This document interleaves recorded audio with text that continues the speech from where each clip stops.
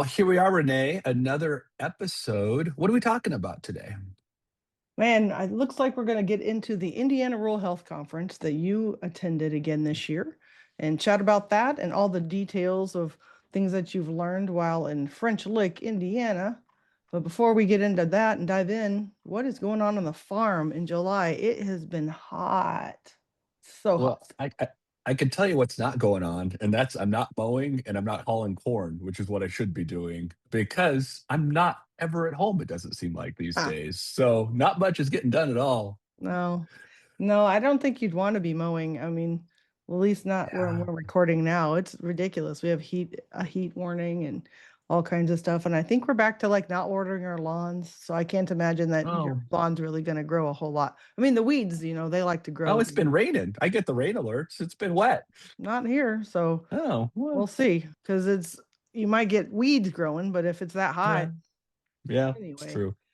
So you're back to the Indiana Rural Health Conference. This is one of ours. We go out with our partners and talk about critical access hospitals and connecting them out into the community. So talk to me about French Lick, Indiana. I know on one podcast you chatted about that some, but what's special about French Lick? Because so many people just love the name of the town. So there's all sorts of thoughts. All I get out of that thought That's a is Larry fact. Bird. That's it. I got Yep. Larry Bird, and that's all I got. So I don't know.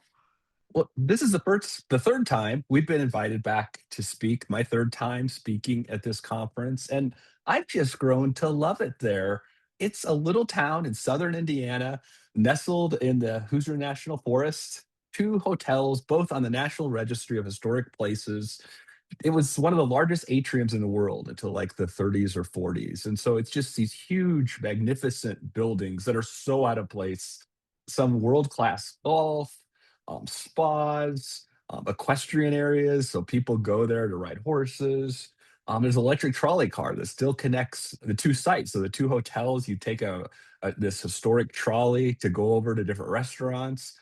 It's just an amazing little gem nestled in the middle of this national forest, in the middle of nowhere. It's literally 3 hours drive up from Nashville, Tennessee. So that's usually the easiest place, but it's like 2 hours from Louisville, 2.5 or 3 hours from Indianapolis. The joke out here is kind of everything's 3 hours away. So if you're ever in like Southern Illinois, Hmm. Southern Indiana, that kind of Kentucky, Tennessee area, it's kind of everything's just 3 hours. If you just say it's going to take me 3 hours to get there, you're probably about right. How fun. Yeah, my family's from that area. They're from that southern Yeah. Illinois, northern Kentucky, north in Tennessee portion of that. And so we would travel, but we lived further up north. And so it was more 6, 8 hours for us to get down to family, but know what you're talking about. It was about four to the southern part of Illinois, and then it was about another four into Tennessee, Kentucky, wherever my family was. So, but I guess I never really thought about there being a national forest in Indiana, which is different than Illinois. You Yeah. don't have national forest in Illinois for those of us that grew up there, so didn't really think about that. But they do have those Yeah. hills there at the bottom where it's connected in to those hills. Interesting. So when you're out talking about this, meeting people in this place, it's like who comes, who attends this conference? You said it's one of the bigger ones you've go to. So who all Yeah. comes to this every year? Yeah, this is actually one of the biggest rural health conferences we attend. Probably only one that's bigger is Texas when we were down for Torch. Hmm. But really a huge, huge vendor area. They do the conference right. We talk a lot about conferences, and this one's done really well. A lot of interaction with vendors, a lot of interaction, just really promoting the networking and connection that you have. And so you've got everyone from public health, hospitals, rural health clinics, CCBHCs, and federally qualified health centers. So it's really the mix. Then we think about that healthcare continuum in rural areas. I kind of got a kick out of like I go to the behavioral health one, so I'm always going to breakout sessions around behavioral health. And one of the ones I really loved was talking about hitching the horses out front. And so the CCBHCs that have to put in hitching posts, I always get a kick out of. And that's just a crazy thought to me about what that would look like. If you think about how that would have been way back when we were just out in Pennsylvania and all the Yeah. Amish and their horses, so I could still see Yep. the visual image of people pulling up in front of a hitching post, which is pretty interesting. Before you dive into data, is there anything else you wanted to share about French Lick before we move into the next one? Well, I mean, it kind of the data does kind of lend itself one of the keynotes was Johnny Crowder, and he's a peer recovery Mhm. coach and specialist, does public speaking. He's really good. I really like listening to him. I've heard some of his stuff before, but he really does a good job of really setting the stage and talking about how culturally it's just not a thing to ask for help in rural Mm. areas. And there's also some occupations that do that. It makes me think about our work we're doing in Colorado. And so, it really resonated with me of thinking about, is it about culture? What is it that keeps people from asking for help? Which launches me into data because this has been at the top of my mind. I've been doing some speaking for EAP I do some work for. And it kind of reminded me that, when we talk about, and we're going to talk in the next podcast about summer self-care, of how many folks are reaching out and getting help from EAP services. And we Mm. know the statistics, right, Renee? Mhm. Yeah, there's just it's only about 4%. It's just not there. And what is mind-boggling to me is that companies are paying for this, thinking it's a benefit for their staff and for their employees, and it's just not getting used. And it's interesting. I sometimes it's because they don't feel like that the EAP that they have is good. And you and I have talked about that because I work as a clinician on the backside of multiple EAPs, and Mhm. you work for a very specific EAP, and people have choice in that realm. So if you're going to pay for the services for your staff and your employees, if it's not doing what you need it to do, you really should just consider not keeping that group, because there's a lot of really quality ones out there. But I don't know, it's almost like you get the budget version, and there's some that are really, really hard to access now, where you have to jump through all of these hoops. So I don't know if that's not making this better, but that number is pretty consistently low. It hasn't been like Well, worse over time. It's just been bad all across the way. I actually felt hopeful a few weeks ago. I was at a large university, doing some speaking as their EAP, and I asked, "Well, what's your utilization rate?" Because they've done a lot of effort to promote it and do things, and they had their rate up to 7%. And they were actually really hard on themselves. They're like, "It's horrible. We've got to do more."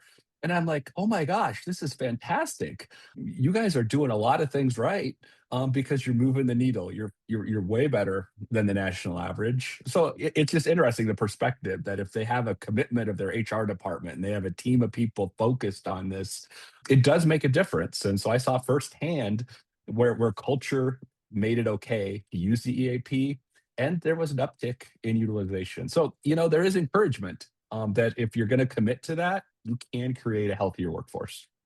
Yeah, I think it'd be interesting to study this, but in state government and places that have decent insurance, it's not a lot of people Yep. maybe not using EAP, but they have their private options that they're Yep. using. And so in some cases, if you have decent insurance and you have options for providers, at least for the state, I know this to be true. Some of the bigger companies in our community, that's true. You wouldn't use your EAP because you Yeah. only have like 3 sessions Right. where they're getting tied in. So it would be interesting to see if you tied it to people's personal usage of therapy, because maybe not everybody, maybe this is a program that's targeted for people who already have access. And then, of course, they're not going to use 3 sessions of just an EAP. So it'd be interesting to kind of weed that out. I don't think any of the data does that. So you're just looking at all people. Because like think about the university, they have a 7%, right? But the EAP Yeah. is probably all of their employees, and a lot of the employees Yep. probably have decent state insurance that can get their private. So it's not that they're not getting Well, help or care. there are a number of employees that don't, though. So, Yeah, that's when we true. think about grounds, maintenance, Right. cleaning staff, so Right. there's a lot of folks who can't access other, their part-time per diem. There's lots of things. And so I That's think a good that, point. yeah, sometimes. And some other pieces of data, how we always think skeptical of data. I think we're Yeah, both pretty skeptical 100%. of Yeah. data.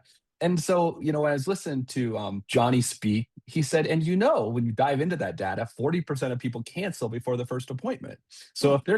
if they're counted in the 4% that utilize it, Ooh, 40% never even get to the first appointment, right? wow. And that's Yeah, that's that's for worse. everything, right? That includes financial counseling, all the different parts and pieces that can be supportive in an EAP. Wow. And then he went on to say 60% of folks bail by the third session. And Wow. we all know 10 weeks of it really takes 10 weeks or so to create change, if you're making a change personally in something. And so it just made me kind of think about, is this data actually accurate, or is it much lower than we think it is? That's really interesting. And I also wonder, like in those 3 sessions, I would hope since you only have three that you're giving out better resources or different resources, and maybe you're connecting people to something more longer term in three Well, sessions, and they're not just more not getting help. more and more EAPs are 6 to 7 sessions, and so I've Mm. been hearing more and more there is a lengthier, and it's per occurrence of when someone comes to you. So there's lots of EAPs that are much more open than I think they have been historically. Well, I would hope so because that with that numbers, like justifying their existence has to be pretty crazy because that's kind of wild. Yeah, there's a lot of things like that, and I'll share offline some other data I heard that was mind blowing, Uh-huh. because they're trying to show how productive some program is, and you're like, but is it Um, really? yeah, I know. So when it really talks about EAP, one of the biggest things really is culture. You mentioned it a while ago, but cultural and having you have to have the policy, but also just the culture that it's okay to use it. yeah, And as a leader of people, that's hard because as you know, emergencies and things come up at the most inconvenient times. So, as a leader, you want people to be able to go use their services, but given the way it is, it's going to always happen when it's most inconvenient, when the person really shouldn't be out of the office and they really should be doing whatever work needs to be done. It just always yep, sort of lands like that.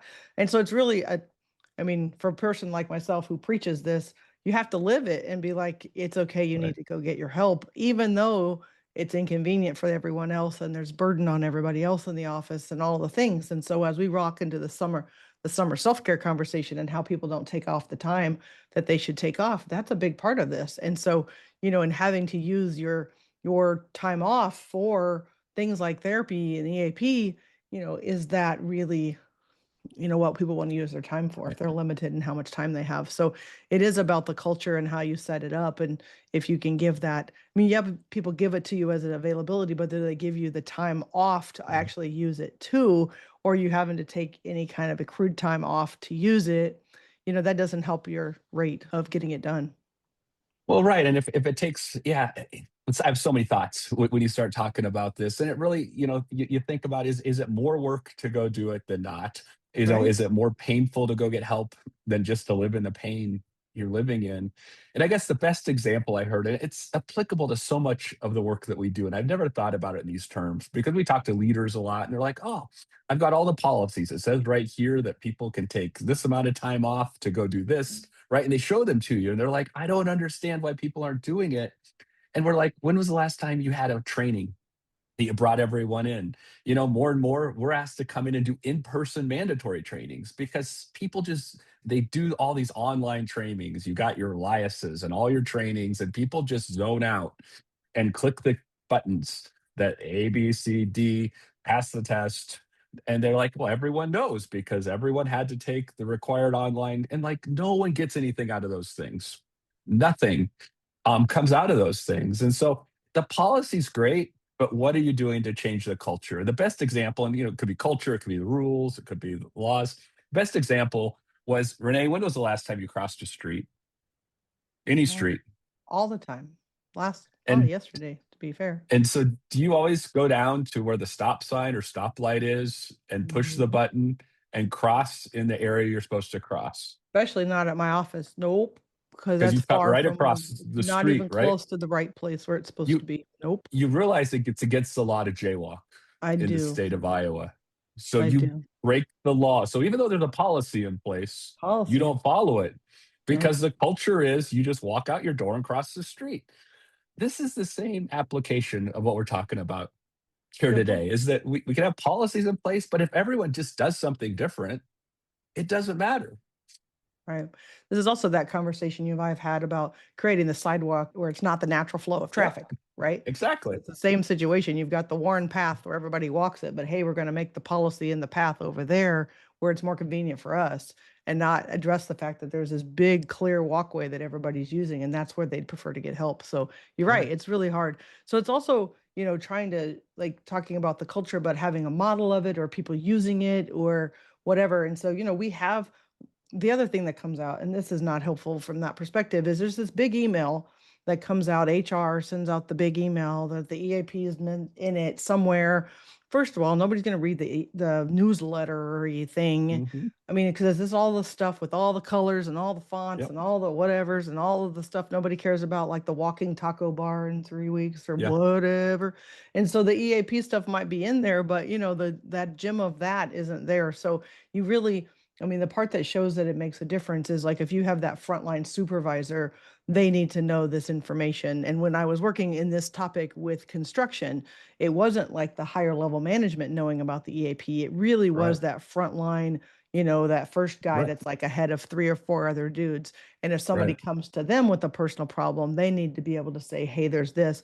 And the second part I wanted to point out is a lot of people, even though it's a paid program, think that you have to pay for it. So they don't Right. understand it's free. So when I've done that work as an EAP clinician behind the scenes, and I'm reaching out to families that was involved in the shooting in a community, Hmm. they were like, well, I can't do that because I can't pay for that. And I would have to Yep. say, no, no, this is paid for you. This is already paid. Right. It's something you can use. And they were floored. They had no idea. So even though you offer it as a free benefit, a lot of things in life aren't free. So they think that there's Hmm. some hook, some catch, and they're like, you know, do I really need that if it's not really free? And so there's a couple of pieces there that you have to have the right person, that the natural Yep. person somebody talks to be the person, and then making sure they really understand, no, it doesn't cost you anything, that your employer has paid for this Well, for you, or a really important that's piece.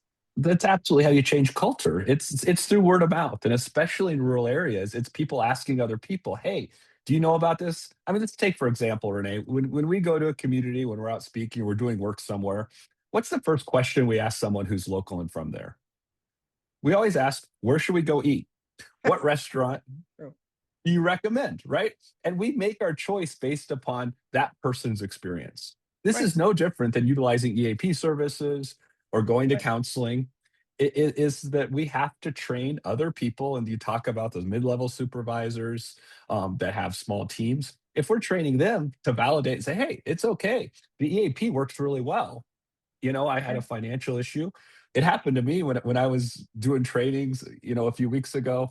I had work to do in between the two trainings, and so I got set up in an office in the HR wing of this university. And as I'm sitting there, they're doing a construction project. It ends up that the guys had been in the mandatory training with me that morning, and so as people were walking by, they started sticking their head in and asking me questions. "Hey, Mhm. would you recommend, if I have some questions about my retirement? You said that I didn't know financial counseling was part of an EAP.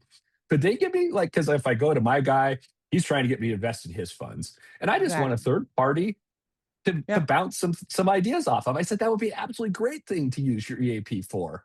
Just set up an appointment, Yeah. talk to them, and see if they can meet your need. But it was Yep. based upon having a conversation of saying, Yep. "Hey, is this a safe place for me to go?" And me simply saying, "Yes, it is," because you got nothing to lose and it's paid for already for you. So Yep. go for it. I just had a word of mouth situation. A friend of mine was asking me about a dermatologist, and I haven't done that yet, but I Yeah. had gotten the recommendation from a trusted friend that I was going to Yeah. use. And I said, well, and they knew that who of that person as well. So I said, well, I haven't called yet to set up my appointment, but this is who they told me I should call to set up my appointment Yep. with. And then I get a text in so many minutes later that's like, okay, I have Yeah. mine set up now. And it's just because they trust me and they trusted my Yep. judgment with the person that I knew. And it's 100%. Could we have Googled and look at reviews and done the Yep. Reddit trail? We could have, but it was just like, hey, so and so says this is great. Hey, there happens to be an office in your community. Done, done. And so you're right. And it's so, but it also is, if they don't have a good experience and you're the EAP clinician, same Right. is true. They'll be like, that was the Yep. biggest waste of my time ever. And then Yep. nobody's going to call you back, because so it goes both ways. So Yep. when you're in a culture, you have to really promote it, but you have to mean it. You have to be authentic about that. Because if your experience was bad and you had all these hurdles and you couldn't get there and you couldn't get it scheduled and all that, that leaks out, and then nobody's Well, going to call you back. well, and that's a good reason that to get rid of that EAP. I mean, let's just be honest, Absolutely. right? If so that I think that's a good thing, because if that helps to better understand what works and doesn't work, then the company should respond to that, or hold accountable that EAP company, for example, if Well, that's the and they issue. need to And get yeah, that feedback. For to HR needs that absolutely. feedback, because they only know that the 4 to 7% of people are even using it. So they don't always hear, Right. somebody that's tried and heard the story. And so I remember one place where I was for a different issue. That guy that was the head of it was testing out his new program himself to try to be able to explain it better to others. And he was getting Mhm. into all of the hurdles and Yeah. the obstacles. So he was like in leadership and going, I don't know about this because it's really hard and I'm Mhm. trying to do it. And there were people with second languages that he's like, if I can't Mhm. get this done, I don't know how we're going to tell them they Yep. can. And so he was trying to figure out how to create that support network to make it happen, Yep. because it wasn't going to be done. And so, yeah, it's a really important piece to give people feedback on, hey, I tried it. I used it. I liked it. This is what I had help for. They gave me a great resource to go to do this or that. But you have to spread the word, or otherwise they just go unused. Yep. So today, the recovering politician self-care policy of the week. You have to be adaptable. It's really, really hot in America in the middle of July, and we've had some extreme heat, and we go through phases. It gets really hot, it gets really wet, it gets really sticky. But if you have plans to be outside, you have to think it through. Is that like in the best interest of you and your family? So, what do you do if you can't really be outside? You got to find those indoor places. And our communities are pretty good at having cooling stations for folks. Libraries are really awesome to spend time. Any type of indoor, shopping areas. A lot of times you can stay inside. Not everybody always has most access to indoors, but there's always places that are available to the public, especially in extreme heat. So if you find people that are out and about and they need a place, make sure that you ask your city because your city folks will know exactly where to send people. But sometimes there's pools available, or in Jason's case, you could just travel out of state to where a place where it's really Yeah. cold because he's in Colorado and freezing to death. I have short sleeves. So, as we go with backpacks only. We're flying through airports. We're doing projects in multiple states. I have short sleeve shirts. It's all I brought with me. It's 40 degrees this morning.